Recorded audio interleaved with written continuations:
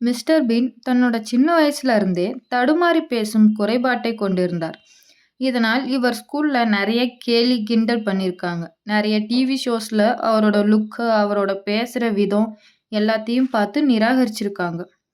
ஆனா அவர் தனது பலவீனத்தையே தனது பலமாக மாற்றிக்கொண்டவர். அவர் ஒரு மிகச்சிறந்த அறிவாளி. ஆக்ஸ்போர்ட் யுனிவர்சிட்டியில எலக்ட்ரிக்கல் என்ஜினியரிங்ல மாஸ்டர்ஸ் பண்ணியிருக்காரு.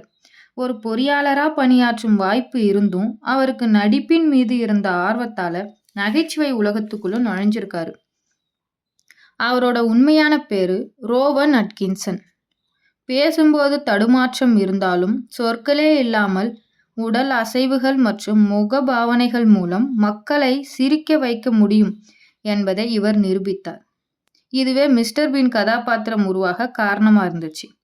1990 தொடங்கிய இந்த தொடர் பல தலைமுறையை கடந்து இன்றும் உலக அளவில் ரசிக்கப்பட்டு வருகிறது.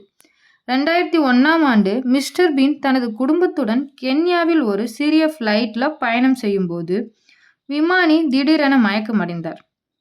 அந்த இக்கட்டான சூழலில் விமானத்தை ஓட்டத் தெரியாத போதிலும் மிஸ்டர் பீன் விமானத்தின் கட்டுப்பாட்டை கையில் எடுத்து அந்த பைலட் மயக்கம் தெளிந்து வரும் வரை விமானத்தை சமநிலையில் வைத்திருந்தார். இதன் மூலம் அவர் பல உயிர்களை காப்பாற்றினார். ஒரு வார்த்தை கூட பேசாமல் 3 தலைமுறையினரை சிரிக்க வைத்தவர் என்ற பெருமை இவருக்கு உண்டு. மொழி தெரியாதவங்க கூட இவரது நகைச்சுவையை பார்த்து புரிந்து ரசிக்க முடியும் என்பதே இவரது வெற்றியின் ரகசியம். மிஸ்டர் பீன் தனது குறைகளை ஒருபோதும் தடையாக நினைக்கவில்லை. மாறாக விடாமுயற்சியால் மட்டுமே உலகத்தையே திரும்பி பார்க்க வைத்தவர்.